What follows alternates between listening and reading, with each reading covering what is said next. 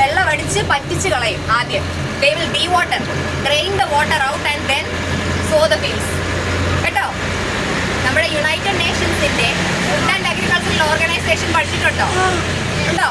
UNESCO ഒക്കെ പഠിച്ചില്ലേ? ആ കൂട്ടത്തിൽ ഫുഡ് ആൻഡ് അഗ്രികൾച്ചറൽ ഓർഗനൈസേഷൻ പഠിച്ചില്ലേ? അതിൻ്റെ അകത്ത് ഫുഡ് ആൻഡ് അഗ്രികൾച്ചറൽ ഓർഗനൈസേഷൻ നമ്മുടെ ലോകത്തെ പലതരം കൃഷി രീതികളെ, സ്പെസിഫിക് ആയിട്ടുള്ള രീതികളെ പ്രത്യേകം ഐഡന്റിഫൈ ചെയ്യും.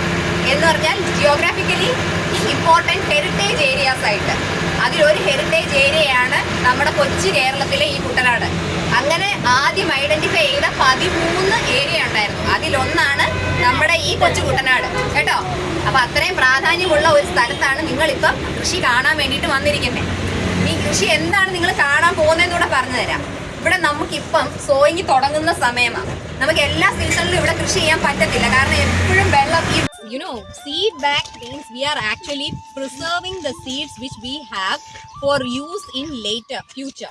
Okay, there are different kinds of seed banks. Some seed banks are used for a very short period, like 5 years or 6 years. Seed bank means you are protecting. Actually, there are a lot of varieties of rice. See, what you are seeing here, they will be cultivating 2 or 3 varieties of rice. But in the world, you can collect as many as 300 to 500 species of rice itself. So you have to preserve the seeds, no? So how do you preserve the seeds? You have to preserve it in a long-term storage. You have to store it for long-term.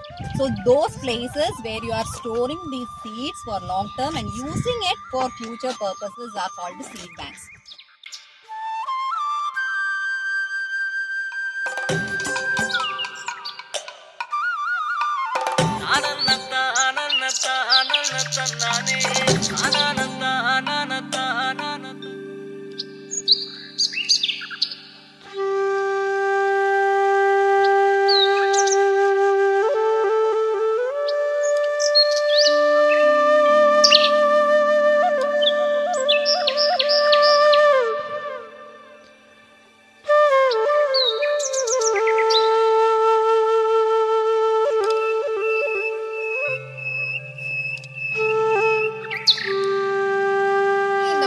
രാവിലെ എഴുന്നേറ്റിട്ട് സൂര്യൻ വരുന്നതിന് മുമ്പേ അവർ ഫീൽഡിൽ വരും. സൂര്യൻ ഉദിച്ചു കഴിയുമ്പോൾ അവർ ഫീൽഡിലുള്ള വർക്കുകളെല്ലാം കംപ്ലീറ്റ് ചെയ്തിട്ട് ഭയങ്കര വെയിൽ വരുന്ന സമയമാകുമ്പോഴത്തേനും അവർ കയറും. എന്നിട്ട് ഉച്ചയ്ക്ക് ശേഷമാണ് ബാക്കി വർക്ക് ചെയ്യാൻ അവർ വരിക. നമ്മളെപ്പോലെ ഫുൾ ടൈം ഇത് ചെയ്യത്തില്ല.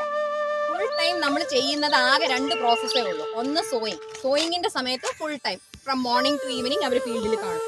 അതുപോലെ ഹാർവെസ്റ്റിംഗ് എപ്പോഴാണോ നെല്ല് കൊയ്യുന്നത് ആ സമയത്തും മോർണിംഗ് ടു ഈവനിങ് അവർ ഫീൽഡിൽ കാണും. അല്ലാത്ത സമയങ്ങളിൽ they come early in the morning, finish their job, check their plants and go back.